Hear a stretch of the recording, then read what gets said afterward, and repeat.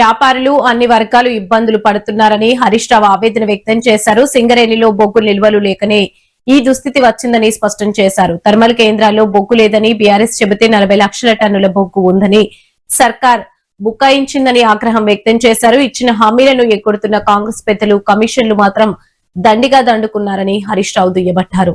ఇవాళ కూడా సగం కూడా ఎందుకు ఎత్తలు? అది ఏఎన్డిఎస్సీ అడ్డం వచ్చింది, ఎవడు అడ్డం వచ్చింది? ఇక్కడ మేము గిట్ట అడ్డం వచ్చినామా? ఎందుకు ఎత్తలేవు నీళ్లు దేవాదుల కాడ? నేనెందుకో నోరిప్పలేను. పోతాం రేపో మాపో దేవాదుల కాడికి పోయి ఆడ ఎన్ని మోటార్లు నడుస్తున్నాయి, ఎన్ని మోటార్లు నడుస్తలేవో ఆ నది సాక్షిగా, నీ పంపవు సాక్షిగా మీ తప్పిదాన్ని ప్రజల దృష్టిలో పెడతాం.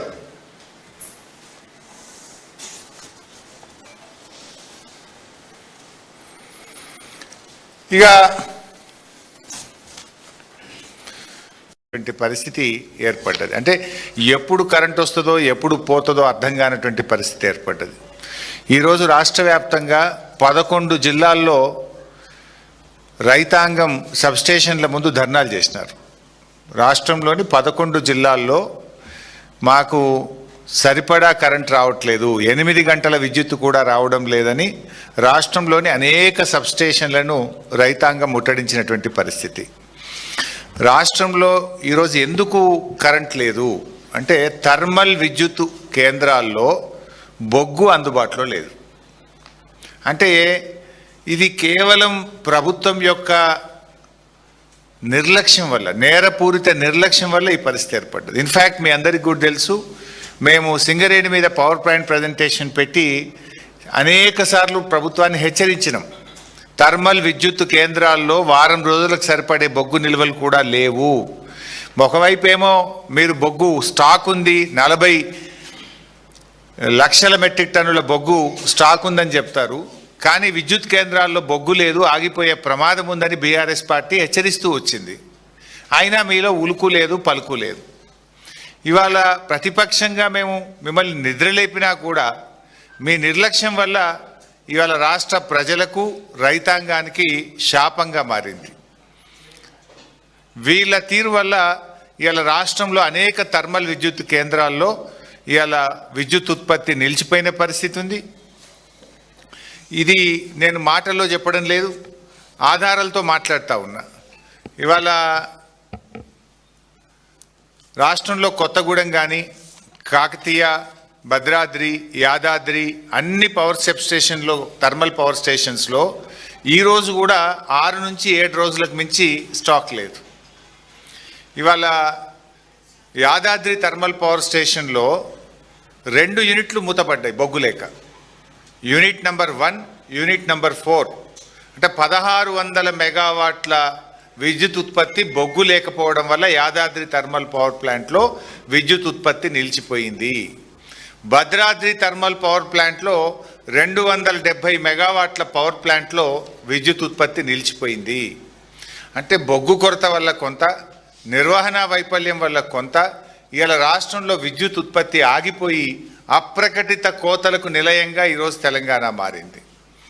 మొత్తం నిజంగా ఈరోజు అసలు విద్యుత్ కోత ఎందుకు ఉండాలండి? ఇదేం సీజన్ కాదు, ఎండాకాలం అంతకంటే కాదు. వాస్తవానికి లోడ్ కూడా హార్డ్లీ 15. మరి కనీసం థర్మల్ పవర్ అన్న 100% ఉత్పత్తి చేయాలి, దానికి బొగ్గు నిల్వలు స్టాక్ పెట్టుకోవాలి అనే సోయి చేయాల్సిన బాధ్యత లేదా? బొగ్గు మంత్రి, విద్యుత్ మంత్రి 2 బట్టిగారే కదా. ఆనాడు కేసీఆర్ గారు ఉదయం లేవగానే ఖచ్చితంగా రాష్ట్రంలో కరెంటు సరఫరా మీద 5 నిమిషాలు రివ్యూ చేసినాకనే ఆయన దినచర్య ఆ రోజు ప్రారంభమయ్యేది.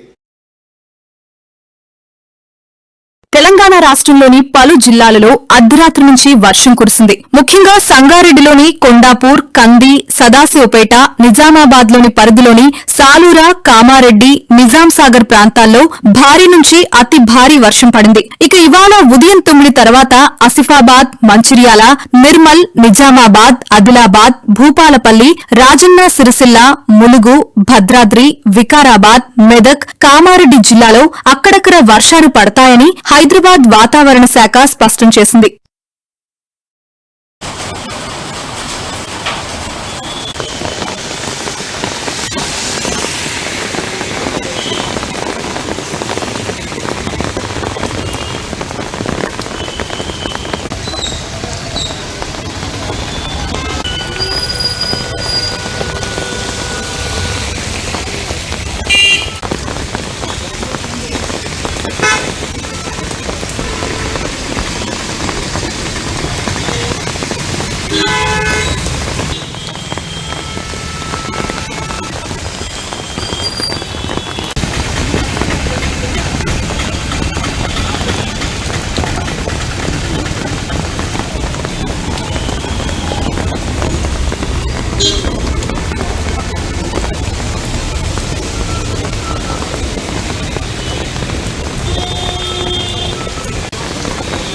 ఆగేటమ్మా.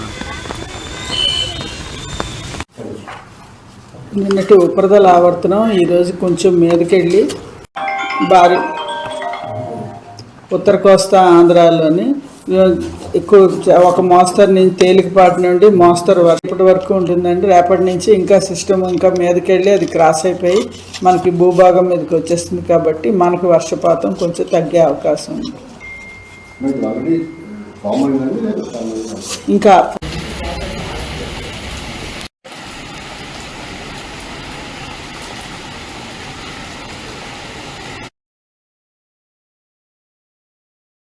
కేపీహెచ్బీ పోలీస్ స్టేషన్ పరిధిలో ఓ యువకుడిపై హిజ్రాల్ కత్తులతో దాడి జరిగిన ఘటన ఆలస్యంగా వెలుగులోకి వచ్చింది. ఈ ఘటనకు సంబంధించిన సీసీటీవీ దృశ్యాలు సోషల్ మీడియాలో వైరల్ అవుతున్నాయి.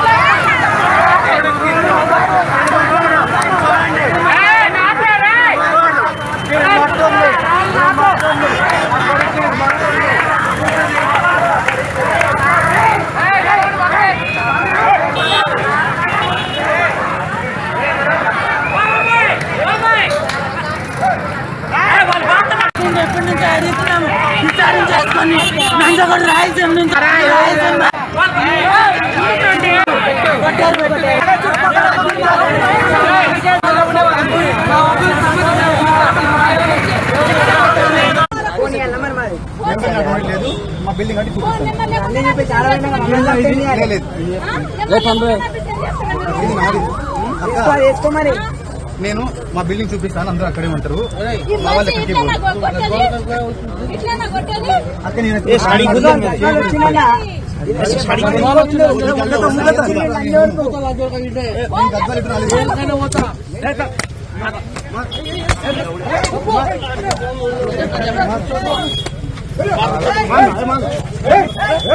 బాబు సార్ మాట్లాడుతున్నా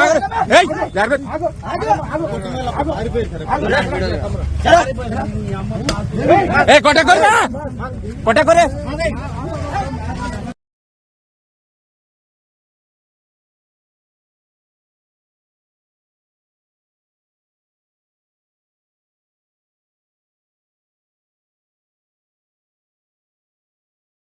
రాజ్యాంగబద్దమైన స్పీకర్ పదవిలో ఉన్నందున తన నోటికి ప్లాస్టర్ వేసినట్లుగా ఉందని ఆంధ్రప్రదేశ్ శాసనసభ స్పీకర్ చింతకాయల అయ్యన్నపాత్రుడు వ్యాఖ్యానించారు. ఉచిత పథకాలపై మాట్లాడిన ఆయన ప్రజలు కేవలం సంక్షేమ పథకాలపైనే ఆధారపడకుండా అభివృద్ధిలో భాగస్వాములు కావాలని సూచించారు. ఈనాటి వరకు కూడా ఒక్క రోజు కూడా అసెంబ్లీకి రాలేదు సార్. దీన్ని మీరు గమనించవలసిన అవసరం ఉందని చెప్పి మన సందర్భం మనం చేస్తాను. ఒక్క చర్చలో కూడా పాల్గొనలేదు. అది చాలనట్టు సభకు అసలు హాజరు కాని సభ్యుల్లో ఎక్కువ మంది క్రమం తప్పకుండా వేతనాలు తీసుకున్నారు. Without doing duty they taking salaries. How it is possible sir? So నేను ఈ విషయంలో మీకు మనసు అందజేసంటే సభకు అసలు హాజరు కాని సభ్యుల్లో ఎక్కువ మంది క్రమం తప్పకుండా వేతనాలు తీసుకుంటున్నారు, బత్యాలు మాత్రం తీసుకుంటున్నారు. ఒక సభాపతిగా నాకు ఎంతో వేదన కలిగిస్తున్న విషయం ఇది. ఇలాంటి నైతిక ప్రవర్తనతో ప్రజల దృష్టిలో సులకన కాకుండా ఎలా ఉండగలుగుతారు? ఈ రకమైన అనైక్యత ప్రవర్తన ఎలా సమర్థించగలుగుతామని చెప్పి ఒకసారి మీ అందరూ కూడా ఆలోచన చేయవలసిన అవసరం ఉంది. మనం చేస్తాను.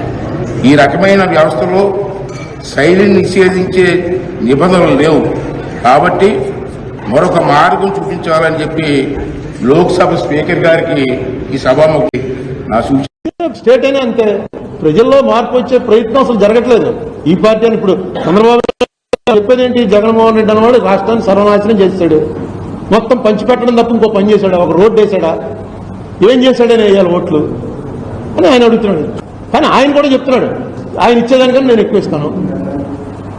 ఆయన అమ్మఒడి ఒక పిల్లడికి ఇస్తే మేము ఎంతమంది పిల్లలు ఉంటే అంతమంది పిల్లలకి ఇస్తాం. ఆయన 10,000 రూపాయలు రైతుకి ఇస్తే మేము 15,000 ఇస్తాం. అని ఈయన దానికి డబల్ ప్రామిస్ చేస్తున్నాడు. ఇది ఎలా యాక్సెప్ట్ చేస్తాం? డబ్బులు ఇలా అయిపోవడానికి కారణం ఏంటంటే పంచిపెట్టడం. ఆయన ఇంకా ఎక్కువ పంచిపెడతానంటున్నాడు. మధ్య పెట్టడమో మోసం అన్నా చేయాలి, లేకపోతే రాష్ట్రాన్ని దేవాలయాలను దించాలి. ఏదో ఇవాళ మీరు అందరూ ఏమనుకుంటున్నారు, కొంతమంది ఏమనుకున్నారంటే మీకు పదవి వచ్చింది అనుకుంటున్నారు, ప్రజలు మీకు పదవి ఇచ్చారనుకుంటున్నారు. నా దృష్టిలో మనకి ఇచ్చింది పదవి కాదు, బాధ్యత. వైఎస్ఆర్సీపీ అధినేత మాజీ ముఖ్యమంత్రి వైఎస్ జగన్మోహన్ రెడ్డి ఆవిష్కరించిన జగన్ 2.0 సూపర్ యాప్ ఏపీ రాజకీయాల్లో సంచలనానికి తెరతీసింది. పార్టీ శ్రేణుల నుంచి ఈ యాప్ పట్ల భారీ స్పందన వస్తోంది. ఈ యాప్ ను పెద్ద ఎత్తున డౌన్లోడ్ చేసుకుంటున్నారు. జగనన్న 2.0 వైఎస్ఆర్ కాంగ్రెస్ పార్టీ జగనన్న 2.0 అన్న మొబైల్ సూపర్ యాప్ను రిలీజ్ కూడా చేస్తా ఉన్నాం. ఈరోజు ఏం జరుగుతూ ఉంది అని అంటే, సోషల్ మీడియాలో మన వాళ్ళు పోస్ట్ చేసిన కంటెంట్ను ఇష్టం వచ్చినట్టుగా డిలీట్ చేసేయడము, డిలీట్ చేసేదానికి ఇష్టం వచ్చినట్టుగా కుట్రలు పన్నడము, ఇవన్నీ జరుగుతూ ఉన్న నేపథ్యంలో మనమే ఒక యాప్ తీసుకొని వచ్చి ఒక ప్లాట్ఫామ్ క్రియేట్ చేస్తూ ఉన్నాం. జగనన్న 2.0 సూపర్ యాప్ను. ఈ యాప్లో ఇందులో ప్రతి కార్యకర్త కూడా నిర్భయంగా తన అభిప్రాయాలను తాను చెప్పొచ్చు. చెప్పడమే కాకుండా పార్టీతో నిత్యం తాను అనుసంధానమై ఉండగలుగుతాడు. సో అదొక మంచి పరిణామం జరుగుతుంది. ఇష్టం వచ్చినట్టుగా వాళ్ళు చేసే కుట్రలు ఏదైతే ఉన్నాయో ఆ కుట్రలను కూడా తిప్పికొట్టినట్టు అవుతుంది. ప్లస్ మన వాళ్ళందరికీ కూడా పార్టీలో ఉన్న చిన్న కార్యకర్త నుంచి సెంట్రల్ ఆఫీస్ దాకా ప్రతి నాయకుడు కూడా, నియోజకవర్గ స్థాయి నుంచి రాష్ట్ర స్థాయి దాకా ప్రతి నాయకుడితో కూడా కార్యకర్తలు కూడా అనుసంధానమై కూడా ఉంటాడు. ఎందుకనంటే ఇక్కడ పోస్ట్ చేసే ప్రతి కంటెంట్ కూడా మన పార్టీలో ప్రతి ఒక్కరికి కూడా ఇది అందుబాటులో ఉంటుంది. కాబట్టి క్షేత్రస్థాయిలో ప్రజలు ఎదుర్కొంటా ఉన్న సమస్యలు కానీ, కార్యకర్తలు పోలీసుల ద్వారా హెరాస్మెంట్ ఎదుర్కొంటా ఉన్న ఇబ్బందులు కానీ, పార్టీకి సంబంధించిన ఇలాంటి ఏ అంశాలైనా కూడా ఈ యాప్ ద్వారా నేరుగా ఒకరితో ఒకరం టచ్లో ఉండగలుగుతాం. ఈ యాప్లో ఇంకొకటి మంచి విషయం ఏమిటి అని అంటే, పార్టీలో మనం నిర్వహించే ప్రతి సమావేశము, పార్టీ నిర్వహించే ప్రెస్ మీట్లు, ముఖ్యమైన కార్యక్రమాలు, అధికారిక ప్రకటనలు, ఇవన్నీ కూడా నేరుగా లైవ్ ఫీడ్ కూడా ఈ యాప్లో ప్రతి కార్యకర్తకు కూడా అందుబాటులో ఉండే కార్యక్రమం కూడా జరుగుతుంది. సో ఇవన్నీ ఉపయోగకరంగా ఉంటాయి. ఫ్యూచర్లో కూడా ఇంకా ఈ యాప్ను ఇంకా కొంత బలపరుస్తూ, కార్యకర్తలు ఏదైనా ఇబ్బందులు పడినా కూడా ఇబ్బంది పడ్డ కార్యకర్తకు తోడుగా ఉండే కార్యక్రమం కూడా రాబోయే రోజుల్లో ఈ యాప్ ద్వారా ఉపయోగపడుతుంది. మన డిజిటల్ డైరీ కూడా మన పార్టీకి సంబంధించి ఎవరైనా కూడా ఎక్కడైనా ఈ పోలీస్ హెరాస్మెంట్ వల్ల కానీ ఇంకొకరి హెరాస్మెంట్ వల్ల కానీ నష్టపోయిన ప్రతి కార్యకర్త కూడా డిజిటల్ డైరీలో ఏ రకంగా అయితే తాను నమోదు చేస్తూ ఉన్నాడో ఆ డిజిటల్ డైరీని కూడా దీంట్లోకి అనుసంధానం కూడా చేస్తాం. సో ఈ యాప్లో వస్తే డిజిటల్ డైరీ కూడా అందుబాటులో ఉంటుంది. సో బేసిక్లీ ఒక సూపర్ యాప్. సో మందే ఒక ప్లాట్ఫామ్ క్రియేట్ చేస్తూ ఉన్నాం. సో ఒకవైపున మనం ఈ మిగతా ప్లాట్ఫామ్స్లో సోషల్ మీడియా పోస్టింగ్స్లో సోషల్ మీడియా వాళ్ళ మీద చర్యలు ఏదైతే తీసుకుంటా ఉన్నారో అవన్నీ కూడా ఆ ప్లాట్ఫామ్స్కి రిప్రజెంట్ చేసి అవి అండూ చేసే కార్యక్రమాలు ఎలాగూ మనం చేస్తూ ఉంటాం. ఆ ప్లాట్ఫామ్సే కాకుండా ఈ ప్లాట్ఫామ్ ఒక సూపర్ ప్లాట్ఫామ్ కింద ఎవరు ఆపలేని విధంగా మనం ఒక సూపర్ యాప్ను మన ప్లాట్ఫామ్ కింద మనం తీసుకొచ్చుకుంటా ఉన్నాం. సో మన కార్యకర్తలు ఏదైనా ఇబ్బందులు పడినా కూడా ఇబ్బంది పడ్డ కార్యకర్తకు తోడుగా ఉండే కార్యక్రమం కూడా రాబోయే రోజుల్లో ఈ యాప్ ద్వారా ఉపయోగపడుతుంది. మన డిజిటల్ డైరీ కూడా మన పార్టీకి సంబంధించి ఎవరైనా కూడా ఎక్కడైనా ఈ పోలీస్ హెరాస్మెంట్ వల్ల కానీ ఇంకొకరి హెరాస్మెంట్ వల్ల కానీ నష్టపోయిన ప్రతి కార్యకర్త కూడా డిజిటల్ డైరీలో ఏ రకంగా అయితే తాను నమోదు చేస్తూ ఉన్నాడో ఆ డిజిటల్ డైరీని కూడా దీంట్లోకి అనుసంధానం కూడా చేస్తాం. సో ఈ యాప్ రాష్ట్రంలో శాంతి భద్రతలు పూర్తిగా క్షీణించాయని చంద్రబాబు నాయుడు ఆధ్వర్యంలోని కూటమి ప్రభుత్వంలో ఆంధ్రప్రదేశ్ అరాచకాలకు పోలీసుల లాకప్ హత్యలకు మారుపేరుగా మారిందని వైఎస్ఆర్సీపీ నెల్లూరు జిల్లా అధ్యక్షుడు మాజీ మంత్రి కాకాణి గోవర్ధన్ రెడ్డి తీవ్ర స్థాయిలో మండిపడ్డారు. నెల్లూరు జిల్లాలో జరిగిన మనుబోడు లాకప్ డెత్, బుచ్చిరెడ్డిపాలెం ఏవో శ్రీహరి హత్య ఉదంతాలే ఇందుకు సజీవ సాక్ష్యాలని, పోలీసుల వైఫల్యాలు మరియు అధికార పార్టీ నేతల ప్రమేయంపై తమ వద్ద పక్కా ఆధారాలు ఉన్నాయని ఆయన స్పష్టం చేశారు. నేపథ్యంలో ఆంధ్ర రాష్ట్రంలో చంద్రబాబు నాయుడు ముఖ్యమంత్రి అయిన తర్వాత, కూటమి ప్రభుత్వం అధికారంలోకి వచ్చిన తర్వాత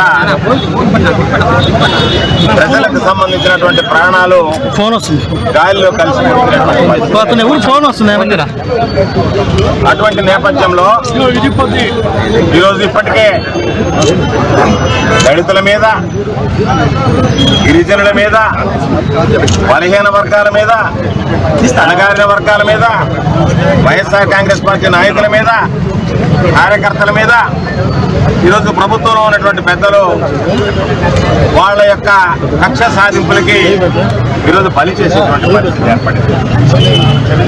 దానిలో భాగంగా ఈరోజు మనుబోలు మండలానికి సంబంధించినటువంటి చెరుకుమూడి గ్రామవాసిని ఏడుకొండలు అనేటువంటి వ్యక్తిని మనుబోలు పోలీస్ స్టేషన్లో నిర్బంధించి మనుబోలు పోలీసులు అతని మీద 3rd డిగ్రీ ప్రయోగించి ఈరోజు అతను ప్రాణాలు కోల్పోయేటువంటి పరిస్థితిని తీసుకొచ్చారు.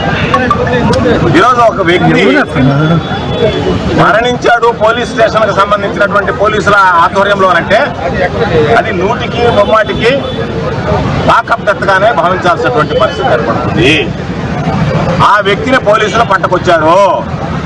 పోలీసులు పట్టుకొచ్చి దాదాపుగా 3 రోజుల పాటు నిర్బంధించి చితక బాదారు.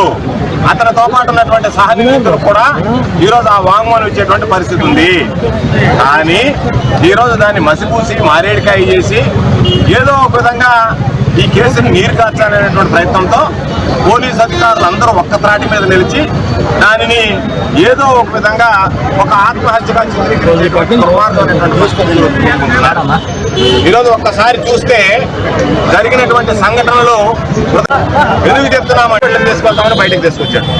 బయటకు తీసుకొచ్చి ఆసుపత్రికి తీసుకురాకుండా పోలీసులకు సంబంధించినటువంటి ఉన్నతాధికారులతో మాట్లాడారా, తెలుగుదేశం నాయకులతో మాట్లాడారా, ఎవరితో మాట్లాడారో తెలియదు. కానీ దాదాపు 6 గంటల ప్రాంతంలో ఇక్కడికి చేర్చారంటే మనిషిని పట్టుకున్న తర్వాత అతను అపస్మారక స్థితిలో ఉంటే ఇక్కడికి తీసుకురావడానికి 1 గంట సమయం లోపల పడుతుంది. అటువంటిది 3.5-4 గంటల సేపు ఆ పిల్లవాడిని ఇక్కడికి తీసుకురాకుండా బయట తిప్పి 6 గంటలకు తీసుకొస్తే ఇక్కడ ఉన్నటువంటి వైద్యులు అయ్యా మీరు తీసుకొచ్చేటప్పటికి ఇతను చనిపోయాడు అని చెప్పడం. మీరు పట్టుకున్నప్పుడు సజీవంగా ఉన్నాడు, మీరు పట్టుకున్నప్పుడు పనికిస్తే పట్టుకున్నామని మీరు మాట్లాడుతున్నారు.